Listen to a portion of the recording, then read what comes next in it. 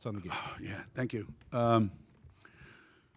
Well, I told you yesterday or whenever it was that I wasn't crazy about our bracket, these two games here, because I knew what we were up against. And really, I can't say enough great things about Syracuse and Felicia and the job that she's done and how hard and how competitive her kids play. And but having said that, we have some pretty tough-minded kids that when it was time to win the game, when a couple people tried to lose the game, we had a couple people on our team that knew how to win the game. And that's what you need at this time of the year. You need people that can make winning plays at big moments, especially, in the last 5 minutes of the game. You need people that can make those plays. The shots that they have to make, the rebounds they have to get, the loose balls they got to get, the stops they have to have. And, Aaliyah didn't have a particularly great game, offensively, but, down the stretch, she got every rebound. And defensively, she just, guarded the rim. Everything that they got was on the perimeter. And, we have the best player in America. And, just saying that because the numbers in this world of analytics, the numbers say that she is. And the whole stat sheet says that she is. And everybody that watched knows it. And we're fortunate. And we get to go back to where it ended for us last year. And I think we're a different team, different mindset, and we're hoping for a different outcome. Okay, at this time, we'll take questions for the student athletes. Right here in the front, please.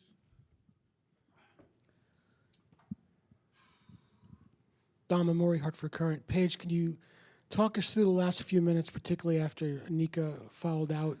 What was being said? What was the communication like? What were those last 5 minutes like?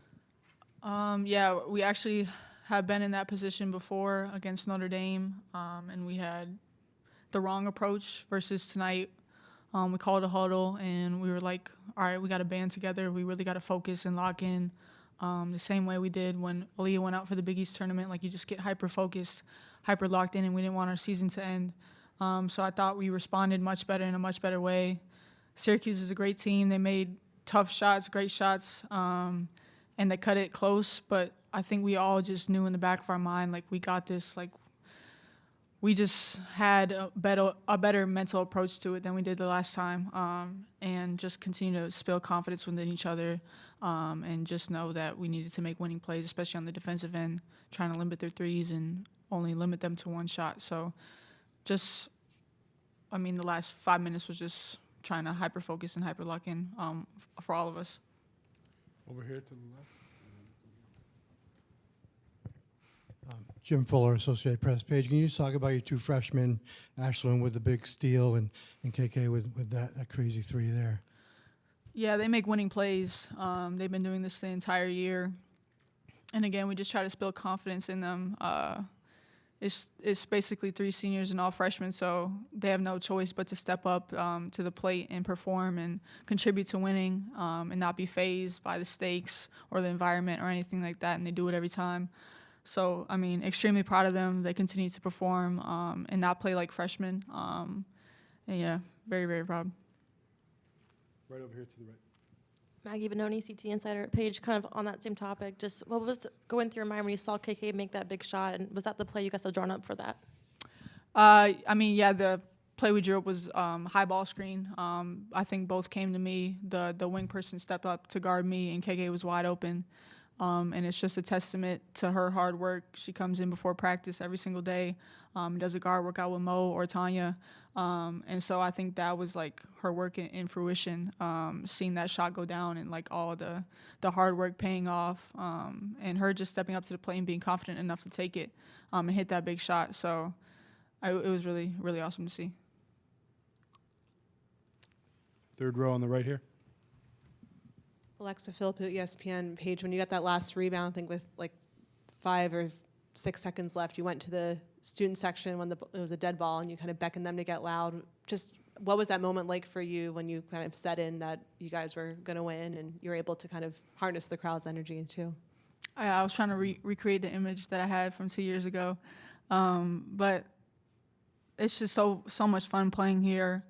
I'm so thankful that Coach recruited me here and I get to play in front of this great crowd. And I just remember last year after the Baylor game, it was a second-round game, I just went to my car and I was so emotional because these high-stake games, these games that means everything, I missed it so much. And I just told myself before the Big East tournament, before this tournament, just to embrace it and have fun. And I prayed so hard a year ago today to be in my shoes where I'm at right now. So just to appreciate it, especially playing here in front of the best fans in the country, with the best teammates and the best coaching staff in the world. So yeah, I give all glory to God, all glory to my coaching staff, and my teammates for instilling that confidence within me, just to have fun and play my game. So anytime you can embrace with the crowd is really fun. Okay, third row on the left here. This is T. Baker with the next Aaliyah. This is your last game in stores as a Husky. Can you just talk through how you were feeling down the stretch as the game got closer and knowing this was your last game on your home court? Yeah. Sorry. Yeah, I think knowing that the game was on the line, I didn't want my last game to be played in Gamble on an L. So I know that we needed a dub, and I think as a team we just knew that we weren't done yet. We know that we're a better team than a second-round team. So my mindset going into it, the last 5 minutes or so, it was just a game of possessions and to take it one possession at a time, not get too sped up and not slow the game down too slow. But I think that as a collective we just made winning plays, and individually we all made plays, and as a collective we just all played to win. Here, fourth row on the right. Taylor Macetta, 24/7 Sports. Paige, tonight's game had you matched up against another big-time scorer in Deasia Fair. What was it like playing against a player like that tonight? Yeah, that's one heck of a player. Definitely the numbers speak for itself, but one of the best scorers college basketball has ever seen. A very tough cover. I give Nika a lot of credit for chasing her around the whole entire game and making things tough for her. We know she's going to hit tough shots. The objective was just to try to limit them and make them as contested as can be without fouling. But the way she keeps the ball and the way she has it on the string, she can shoot the three, she can get to her mid-range, she can finish at the rim. So, a great three-level scorer, and she's one of the toughest covers. Okay, right there on the right. Justin Gershon with the Daily Orange. Page, Sophie Burrows had a breakout performance tonight, hitting 6 threes. What was it like sort of containing Syracuse's three-point barrage, and what did you see from Burrows tonight? Yeah, they hit a lot of threes. You're so focused on containing Fair that sometimes other people get open, and they stepped up to the plate and made big shots for their team. So you got to give credit to them. But, yeah, they shot the ball extremely well from three. All right, last one for the players. Right here in the front. Aaliyah, 2.7 seconds left, and you're on the line. Obviously that's the chance to put the game away right there. You exhaled. What went through your mind at that second? Do you remember? That second, I was just taking in like the crowd and just the atmosphere, because the last time I touched the court on Gamble Pavilion, so I was just taking in everything, and I know that I was going to sink the 2 shots, but it was more just kind of reflecting on how far I've come and how far this program and how far the team has taken me. So it was more exhale of comfort than anything.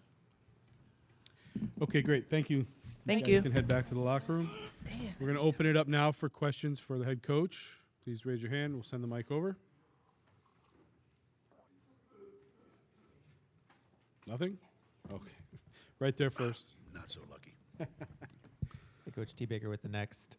You saw some really incredible performances from your freshmen tonight, just clutch plays. Where does their performance tonight rate in sort of the history of UConn freshmen you've seen step up in these types of moments? It's been a while since we've been in that situation where they've had to do, so much, play 40 minutes, game after game. It's not easy for them. Normally, your freshmen are there, they play, and then when things start going sideways, you get them out, they get a breather to get to regroup a little bit.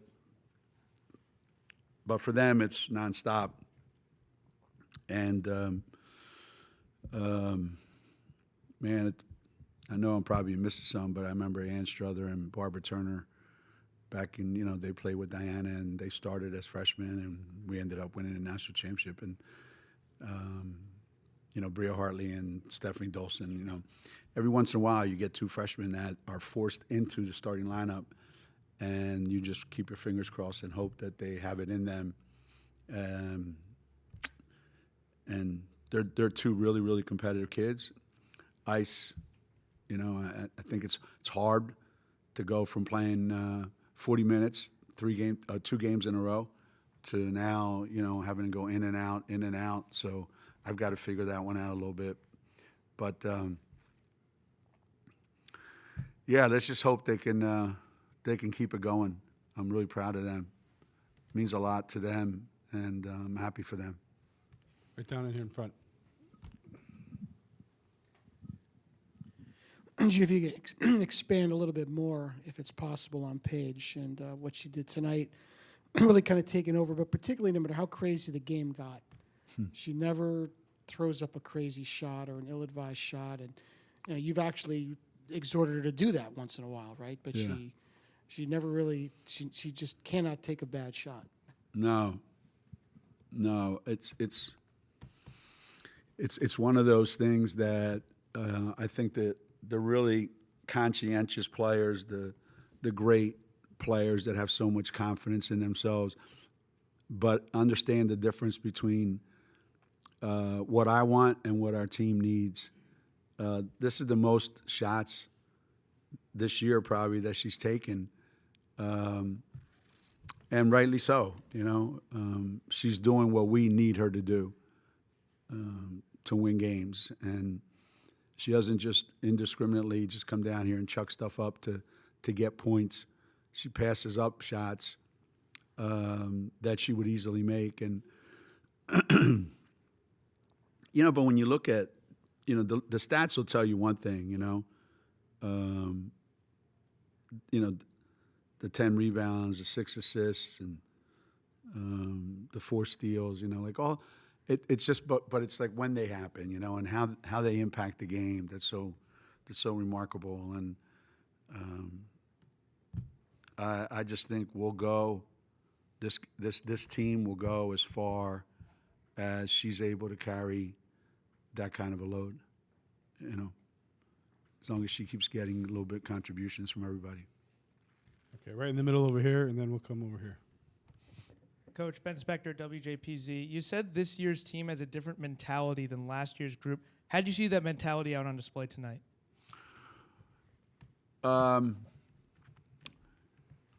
This particular team, it's weird what I'm going to say. We had a similar game last year in the Baylor game, very similar. And I sensed that we were like coming to the end. And when we went up to regionals, we needed an easy game. And we started off 10-0, and we relaxed because we didn't have it in us to play a game like tonight. And I think we're a little bit different because we've played so many games like tonight where we've had to play like this. I think we have that build up, those reserves build up a little bit now. And we didn't have Paige. So, the mentality of this team is way different. Yeah. Just threw Paige into the mix. Coach, we're going to go third row here on the right. Alexa Philippou, ESPN. Paige has talked about how, I guess, going into the Big East tournament, she tried to really learn how to play with joy and play a little bit more free mentally, even though the pressure was on her to step up. Have you seen that, I guess, mental shift in her to, in some ways, let go a little bit more or play with more joy while also having more of a burden to produce? Yeah, Paige is a fun-loving kid who does play basketball for the joy of it, not for the adulation that comes with with it, or I'm playing to be first team All-American. I'm playing to be whatever. She's playing for her teammates, and she plays for the love of the game. And I think she would love nothing better than to have a full team of contributors so she could just have fun playing and not have to carry all that. But, that's the hand that she's playing right now. And as I said, I have so much respect for her and what she's doing. I can't say enough things about her. Really, I can't. There's just too many things that she does. We'll go through a shooting drill sometimes for 5 minutes, and not one other person will make a shot except her. And it really makes you shake your head and go, when these guys start missing and they start doubting themselves, what if she wasn't there to break the string? Just little things like that to make them feel better. And the fact that she passed it to KK. KK's thinking, man, the best player just passed it to me at crunch time. I mean, that's just a huge confidence builder, And plus, she was on a roll. She made her last one. She made the first one of the game and the last one of the game. What a streak. Coach, fourth row here on the left. She was cooking. Go ahead. Chris Carlson, Syracuse Post-Standard. Geno, given the setting in the handshake line, it seemed like you stopped Deasia for a decent amount of time and gave her a hug. What message did you try to send her off with? I love hugging the guys that are leaving. Just thanking them. Hey, thanks, you guys are great. Now get the hell out. I don't want to play against you anymore. I hope she's out. Oh, good. You just have to have a lot of respect for kids like that. She was very emotional in that line. She's a competitor, fierce competitor, and she wants to win. She came along with Felicia, and they've transformed that program, into a top 20 program and set the stage for what's coming next. And I just admired, how she plays and the confidence she plays with. And she might have been on the team when I don't know if she was or not. We played Buffalo in the NCAA tournament one time. She might have been on that team. I don't know. Felicia always has somebody that kicks her butt. Last one here's Pat in the front.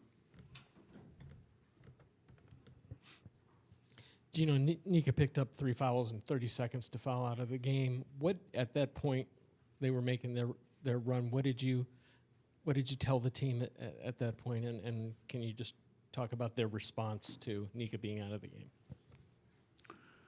You have a good team when everything that needed to be said was said by the players, not me. So if they just sat there staring at me, deadhead, and waited for me to tell them everything was going to be okay, I would have had a problem with that. So during the timeout, I sat down, and as I'm thinking about what I'm going to say, obviously, they're telling each other this is what's going to happen. So they were coaching the team, and that's when you know you have a really good team, when the players are coaching the team, and they're saying the things that you would say. It's, you know, it's more impactful. They own it. It's theirs. You know, I'm glad they did. It's not what I would have said completely, but I did tell Nika to go sit somewhere where I couldn't look at her. Just concentrate on the players that are in front of me. I don't want to get distracted.